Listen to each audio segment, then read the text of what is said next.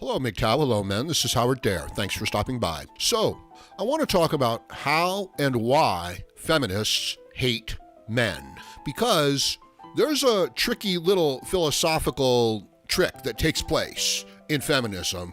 And if you're not aware of it, you fall into a terrible trap. So let's get into it because I think it can be very helpful to men, especially young men, dealing with feminists or men of a feminist mindset. So we all know the definition of feminism, right? Which is the quest for equality between men and women. And that's what they'll say.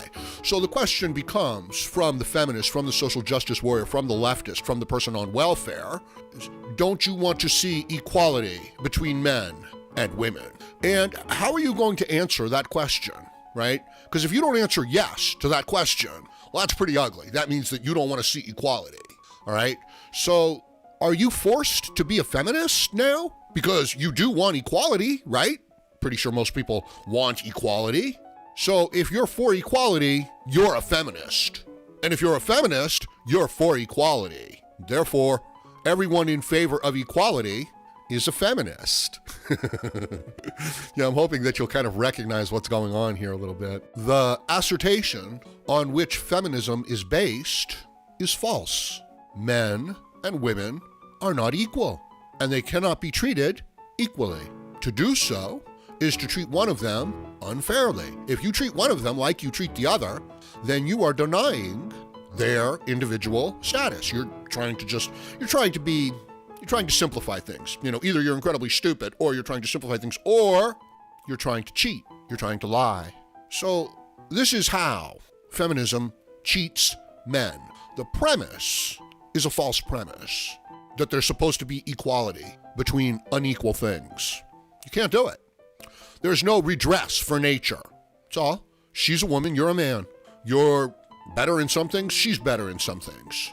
There's no equality. You can have equality of rights, you can be treated, pretty much the same. But this idea that we're supposed to have equality of outcome, it's absurd. So this is the false premise on which it's based. And understand, once you accept that premise, okay, that there's supposed to be equality between them, you instantly have to say, and the reason why there's no equality is because the men are cheating the women. They're oppressing the women, naturally. They've been oppressing them for thousands of years, right? Because they are the dominant member in a sexually dimorphic species. So they're oppressing them. But that would mean that females are oppressed in the animal kingdom, and they have no need for feminism. So this is how the cheat begins. This is how the cognitive dissonance is created. Now, why are they doing it? They're doing it for unearned resources.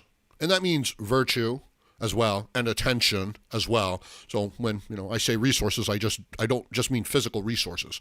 I mean the sympathy of the group. And so the more unfair they can portray men as, good, just, law-abiding men who've never hurt anybody and don't want to hurt women, the more that feminism can portray them as oppressors, misogynists, and that women are victims for thousands of years. And it's the same with anybody who doesn't have a job. And it's the same with anybody who wants more food. And it's the same with somebody who doesn't want to work. If they can step forward and say the reason why I don't have a job and, I don't have any money is because you won't let me work, they can then say you have to give me free stuff. So understand why the feminist, the socialist, the communist, the social justice warrior, understand why they're doing what they're doing. They're not doing it for justice. They're not doing it for equality. They're doing it to gain an unfair advantage. They're calling other people into question. They're saying, hey, I don't like, that man has to check his privilege. Hey, the only reason why that man is wealthy is because privilege. The only reason why I am not, a multi-billionaire and famous around the world is because oppression. I am a victim. So I hope that as a man, you're understanding that in order for her to be a victim, there has to be someone who victimized her. And I hope you realize that that's you. So when she's standing up and saying, don't you believe in feminism? What she's saying is, won't you admit that you are a monster? And you know what? Most men do. Most men say, yeah, oh, absolutely. They're not going to argue with that. They're going to go along with the group. They're going to go along with the woman. So this idea goes out towards all of these types of leftist social manipulation based on altruism, based on your virtue. Don't you want to see equality? And of course you do. You don't want to see people treated unfairly, but do you want to see people who've been treated fairly given an unfair advantage? Because that's what feminism is. That's what socialism is. That's what communism is. That's what social justice warriors are arguing for. That's what extreme radical leftist liberals are arguing for. Hey, can I ask you guys a quick favor? Take about 2-3 minutes of your time tops. I recently did a video, a live stream, called This Week in Patriarchy, MGTOW. This is from a couple days ago. And I used my new setup, like a newsroom with various video and stuff like that. And I think it looks really good. Like, it's got some interactive capabilities with super chat and things like that, which I'm enhancing. I think it looks really good. Like, the chat is recorded, and I just want to get your opinion on it. So you don't have to watch the whole thing, okay? Just take a look at the set, the virtual set, and then let me know what you think about it in the comments section. So I'm going to leave it at that for now. Let me know what you think about this in the comments section. And please like, share, comment, subscribe, donate, and join me again, Howard Dare, as I plan to have more content for you. Thank you, MGTOW.